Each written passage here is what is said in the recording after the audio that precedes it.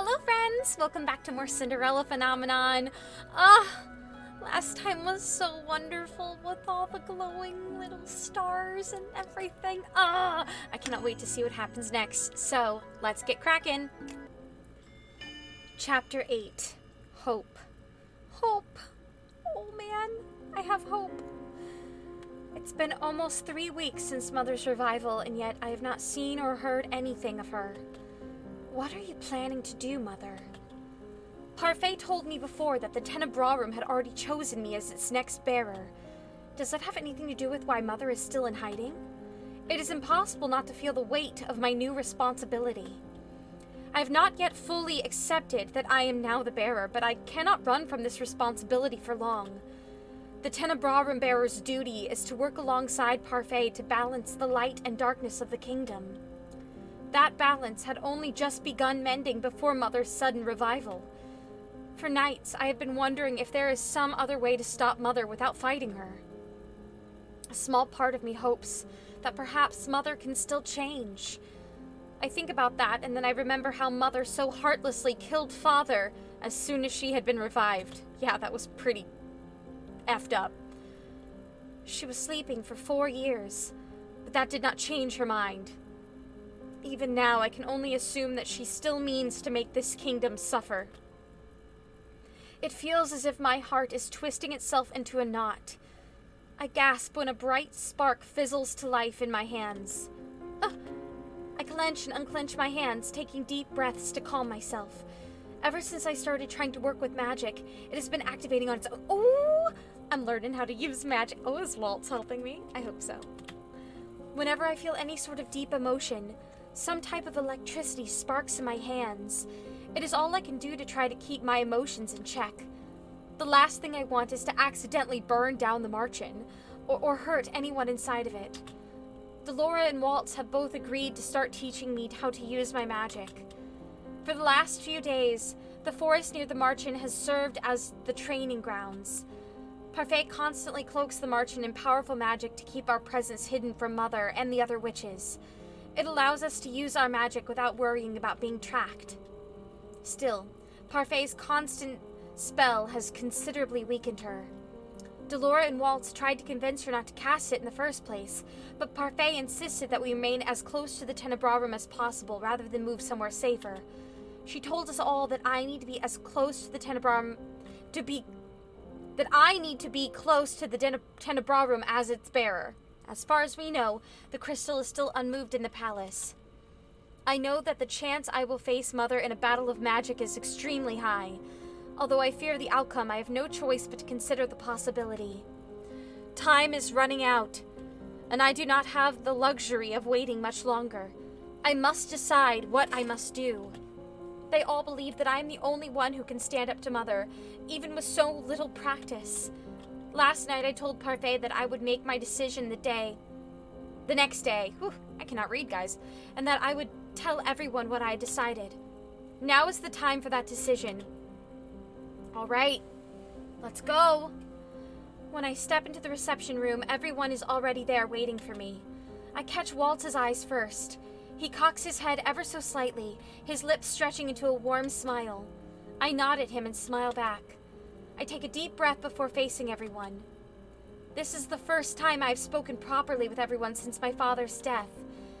Before I tell you of my decision, I want to apologize for everything I have done and for everything that has happened. Mother is back because I was a coward, and Father died because I was weak. No! April. Ophelia's the first to respond. It wasn't your fault, dear. I stare down at the ground with my hands clenched. I try to will my anger away, but only manage a few deep, stilling breaths before I look up again. I brought Mother back because I feared that disobedience would have them kill my father. Yet in the end, he was still... The image of Father's smiling face flashes through my mind. I clear my throat. I promised him that I would protect Anchiel, and that is what I intend to do. I will do everything I can to protect our kingdom. Spoken like a true queen. Aww. The words are shocking, even more so when they come out of Delora's mouth. Queen. Why do you seem so surprised, Princess? You know you're next in line for the throne. I hadn't even thought about being the next ruler. I'm not even sure I have the right qualities. Can I really do this? I wanted to see you become queen. Protect our kingdom. I cannot let Father down. I have to do this for his sake, but the kingdom comes before the crown. I will only take the crown if I can win it back.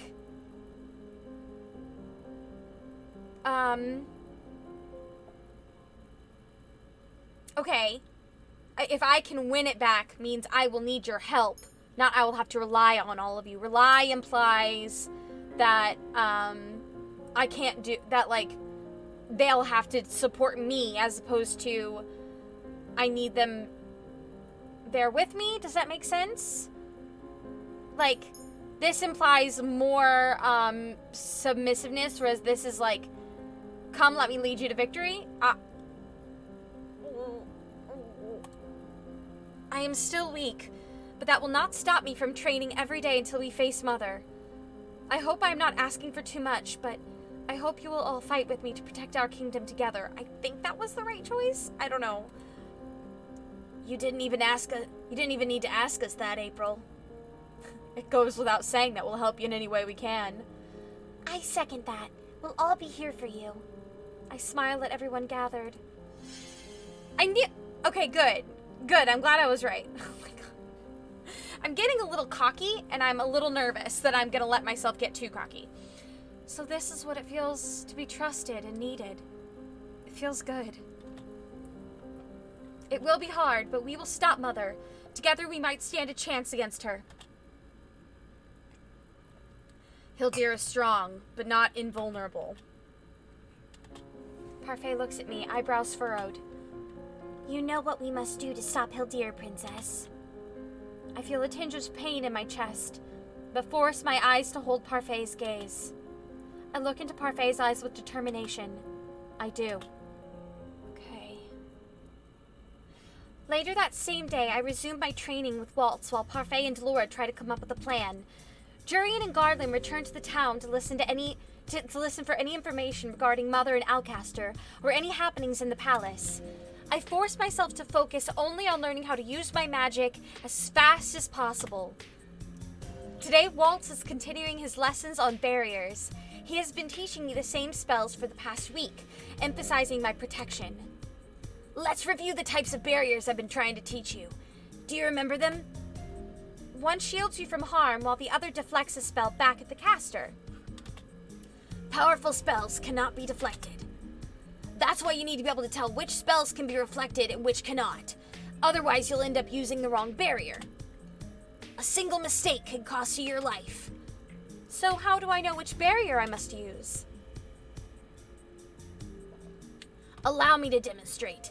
You've seen me cast my spells many times, so you should be able to tell the difference between them. Oh crap, am I gonna have to guess?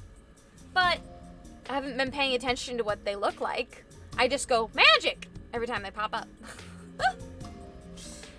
For now, let's think of it as another game. Just take a guess. Who knows? You might actually give me the right answer. Oh, crap.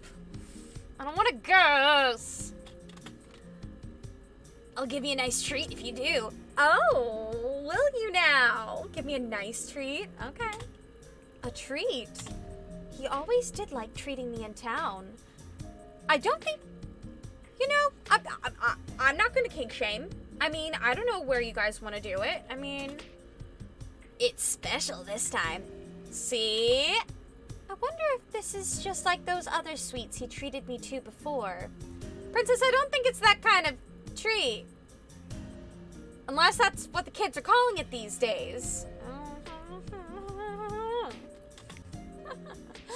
Walt snaps his fingers and a glimmering but faint purple light appears around him. Alright, have I seen that before? I feel like his magic's always been purple. It is faded at first, but slowly becomes brighter as he moves his hands. Usually the effects of Waltz's magic are immediate, but this spell is taking longer to cast. Is it stronger magic? I remember Waltz telling me before that it takes a lot of energy to cast a strong barrier. Does that apply to offensive spells as well? Question time.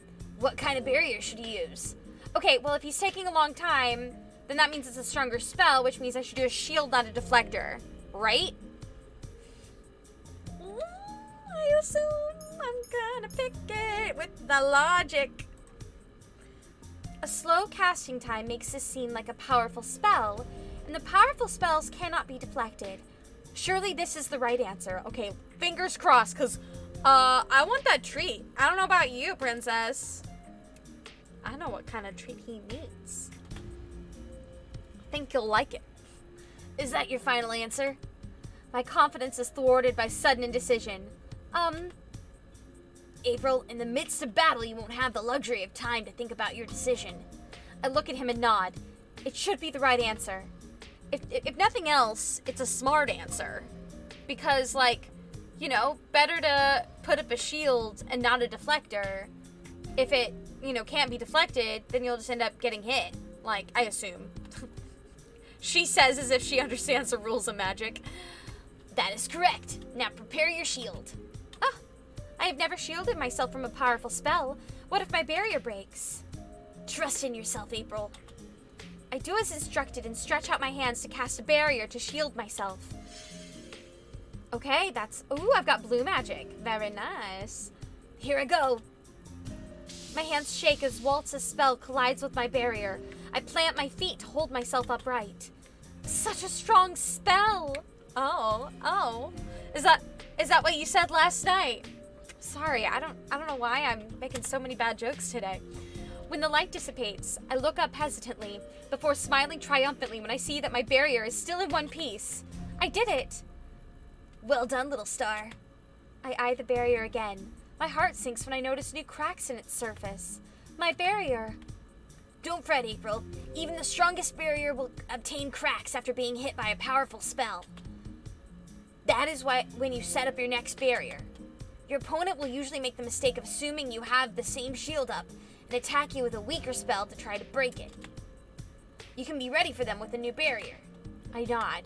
Well, they've foreshadowed this several times, so I have a feeling that this might end up being a thing. I'm impressed at how fast a learner you are. I have a good teacher. I think you're just a good student. So when will you teach me offensive spells? I don't think you need to learn those quite yet. The witches we're up against will probably stick to offense, which means protecting yourself will be even more vital than trying to attack them. I told everyone that I would fight, and I meant it. If I need to hurt someone to save someone, I will do it. I look him in the eyes, my gaze unwavering. I still need to learn, even if it is just one offensive spell, Waltz. What if I need to help you? I cannot do that just by conjuring barriers. I will not lose anyone else this time, Waltz. I look up at Waltz and my heart aches at the sight of his frown. I do not want to lose you either. That is why I need to be as strong as possible. I want to be able to protect you. Me too, girl. Waltz makes his way over to me in just a few strides and pulls me into his arms. I will do what I can to save you from a repeat of what happened last time, April. But you won't lose me. Waltz pulls back and looks at me, his expression warm and gentle. Here is your treat, as promised. Huh? Waltz bends down to place his lips over mine in a soft kiss. Oh, it's so sweet. It is a short-lived kiss, but it is still enough to make me breathless. You're all red, April. That was your special treat. I wanted chocolate, she says. Disappointed. Oh, I quickly press my cheek to his chest to keep him from seeing my tinted cheeks. No. Let's call it a day. You need rest. Teach me an offensive spell first. April, we've been practicing since morning and it will be dark soon. Just one! You already know that overusing your magic will take a toll on your body, especially when you're still getting accustomed to it. I shake my head at Waltz, determined. Using my magic before did wear me out, but now I can handle more. What kind of bearer would I be if I couldn't handle this much? Please, I am begging you, Waltz. He eventually sighs and rubs the back of his neck. Okay, but just one spell. Thank you. He steps away from me. What I will teach you is a lightning spell. It's not for the faint-hearted. Okay. It will inflict excruciating pain on your enemies, and also potentially paralyze them. I nod as Waltz continues his explanation. Though I try my best to conjure the electricity, I've only managed sparks at the end of the day. Oh no. I collapse onto my bed. I can feel the exhaustion lying over me like a blanket. I can barely move my arms after trying the lightning spell over and over again. I need to learn that spell as soon as possible. I yawn and then close my eyes. Sleep comes easily that night. All right, April. That voice. Come back to me, my sweet princess. No, you have no choice in this, little one. You will come back to me, whether you like it or not. I will be waiting for you. Oh, no. Oh. I sit up in my bed, my heart pounding loudly in my chest and in my ears. A dream? I wipe unexpected beads of sweat from my forehead as I calm myself with steady breaths. No, I will never go back to you, Mother. Oh my God. I end up waking up later than usual, result of my practice from yesterday. When I step in the reception room, I see Jurian and Garland speaking with Parfait, Delora, and Waltz. There is a definite solemnity to the air. They all turn to look at me as I approach. Did something happen? Princess, the palace made an announcement today. They are issuing a higher bounty on your head for murder and treason. What?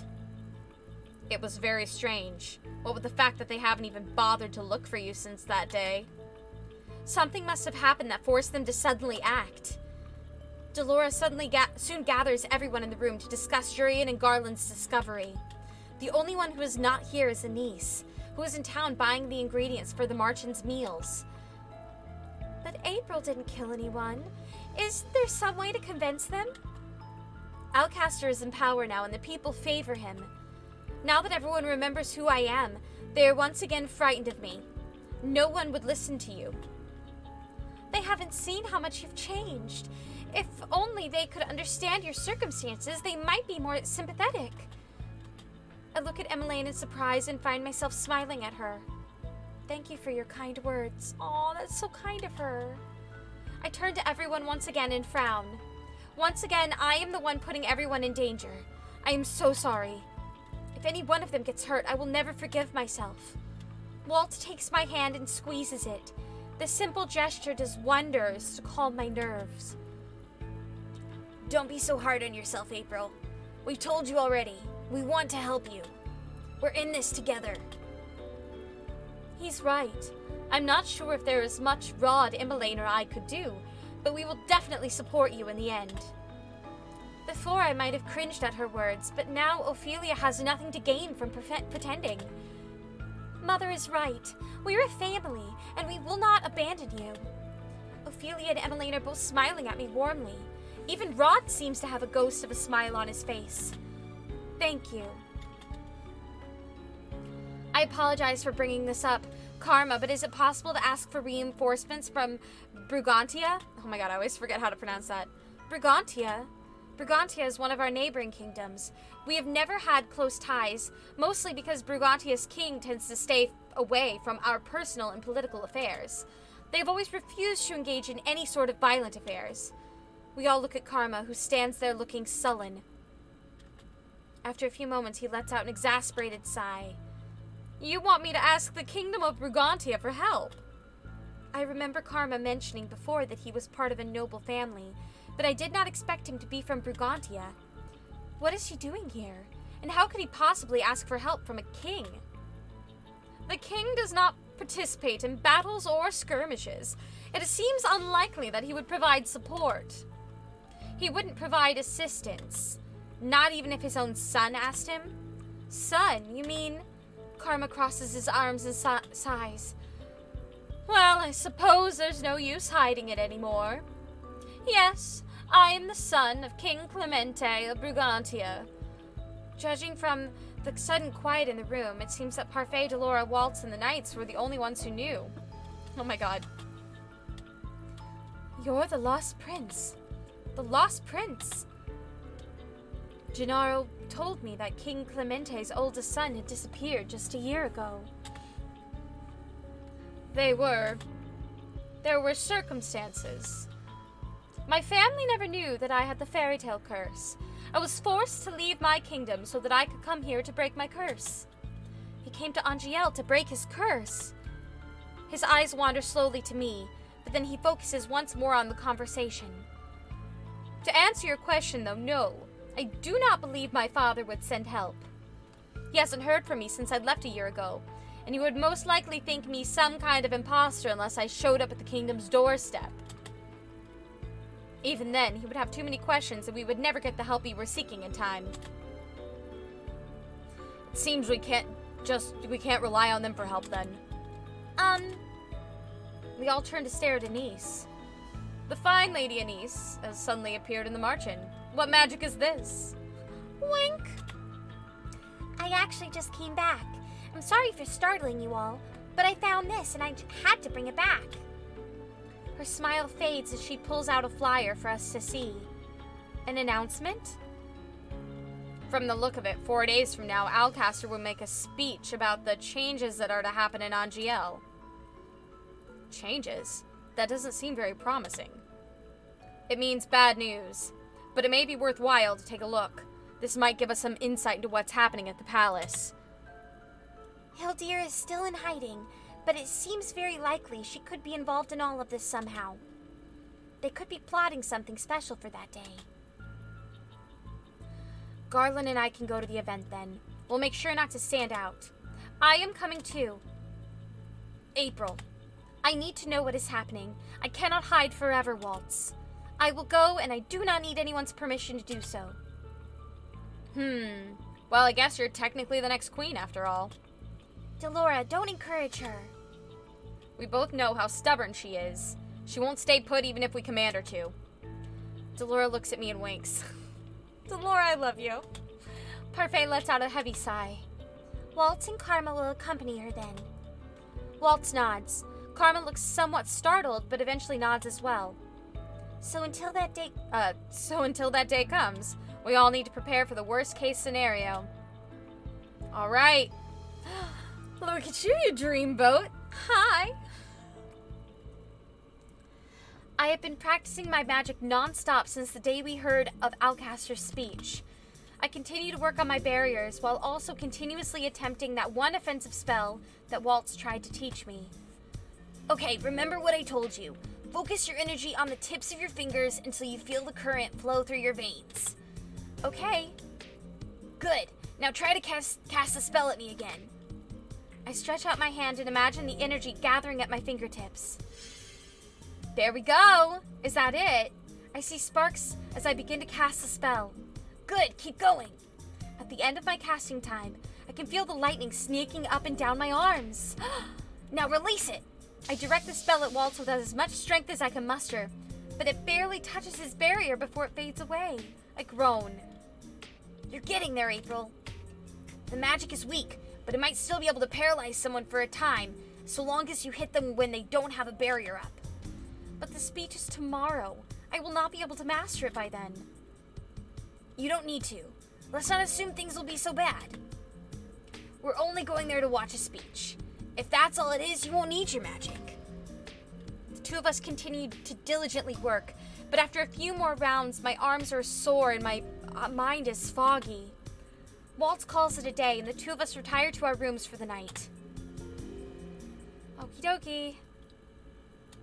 I have tossed and turned in my bed for what feels like an hour, but sleep still will not come. It has been almost a month since I last went into town, and it is impossible to not imagine the worst possible scenario for tomorrow. I will probably be awake until the sun rises. I turn to glance at the doll that Waltz gave me so long ago. She sits on my table, her glassy eyes staring back at me. I wonder if he is already asleep. Maybe he can help me calm my nerves. Waltz? There is only silence. Maybe he is already asleep. I'm about to leave when the door suddenly opens. Oh. April? Hello, Waltz. Let me guess. Couldn't sleep. I nod. come in then. I sit on his bed and look around. My eyes shift to his table, where I notice a pile of sewing materials and an assortment of puppets. You have been working on your puppets? Yeah, I couldn't sleep either. It's been a while since I last did a show, but I want to make sure my puppets and materials are ready once this is all over. I'm sure the children are looking forward to seeing your shows again. Yeah. Silence ensues as Waltz sits down beside me with one of his puppets. He begins to slowly sew at one of the seams. The silence is deafening. He looks busy, but maybe I should say something. Oh, you should definitely say something. Say something. Say something, I'm giving up on you. I am worried about what may happen tomorrow. You think too much, April. I do. I stare at the puppets on his table. When this is over, will you finally let me be your assistant? Walt smiles and pats my head. Yes. When this is all over, I'll give you the spotlight. Yay! I knew saying something was right. I'm sure the children will love your puppet shows. Talking about what happens afterwards makes me feel normal. Gives me some hope. Hope that eventually everything will go back to normal. I feel better now. Thank you, Waltz. Oh? I'm not sure I even did anything. You have, just by being here with me. You know I'd do anything for you, little star. Little star. There's that nickname again. Does it bother you? No, I was just wondering where it came from. Oh, right. I never told you the story, did I? Back when I was still your mother's apprentice, my life was dull and empty. Then you showed up. Your circumstances were the same as mine, but your light never faded. You became my hope in that dark place, my light. That is why I consider you my little star. I can only stare as Walt smiles at me. Right now, all I want is to stay by his side. To stay within the comforts of his warmth.